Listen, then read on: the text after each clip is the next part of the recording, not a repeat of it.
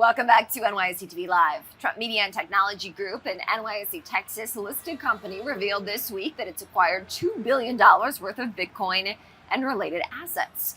The firm's CEO, Devin Nunes, said in a release, quote, "We are rigorously implementing our publicly announced strategy and fulfilling our Bitcoin treasury plan," end quote. And joining me now with more is Curt Hopkins, CEO at MCQ Markets. Curt, thank you so much for joining this morning. What does this move tell us? Well, thanks for having me, Kristen. It's great to be here. I think it tells us that there's a lot of optimism in the marketplace about what's going to happen with the major cryptocurrencies, and that companies that are trying to buy into these strategic reserves, and then trying to build up their base and their balance sheet with these assets, and then provide leverage around that, and then provide greater access, shows that there's quite a bit of investor appetite, and obviously issuers are trying to take advantage of that.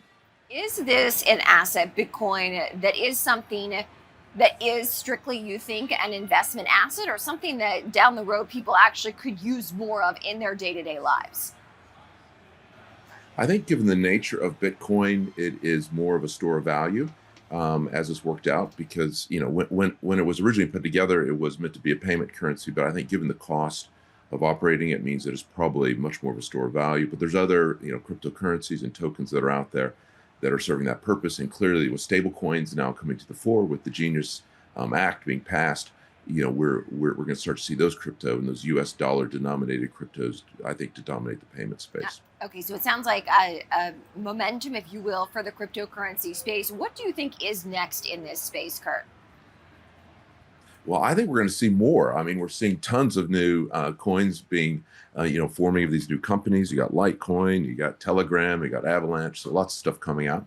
But I think the other thing that's real interesting in the marketplace that is happening is the tokenization of investable assets. So I think that is going to be a big trend. We're starting to see that, and that'll come to the fore. So not only will people be investing in these strategic reserves of cryptocurrency to buttress their balance sheet and provide leverage and exposure to investors, but also new kinds of assets will be coming out. And in our case, for example, at our company, we are looking at tokenizing assets in collector cars, for example.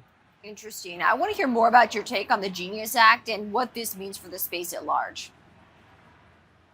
Yeah, so the Genius Act is very, very interesting. We've seen a huge trend in cryptocurrencies where probably the most valuable company in the world on a per employee basis is Tether. It's the company that runs USDT, and it is based on the US dollar, right? So it's a pegged one-to-one to the US dollar. But they've operated completely outside of the US, completely outside of US jurisdiction. So what I think the Genius Act does is it brings that home, and it acknowledges the fact that this internet money, this digital money that is out there, has been transformational. It's transformational for payments, for sending money abroad. Is so easy to use. And so I think bringing that into our system makes all the sense, and it further cements the US dollar as the dominant currency and the default currency of our system of economy.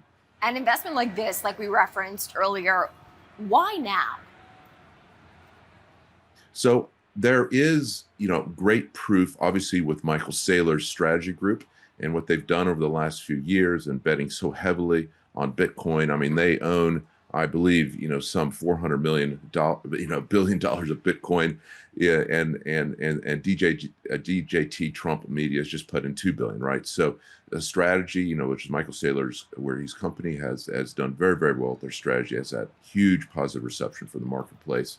It's obviously heavily leveraged, but that just shows that there is appetite for companies that buttress their core valuation with these cryptocurrency investments. All right, Curt Hopkins, CEO at MCQ Markets. Curt, thank you for joining us this morning from London.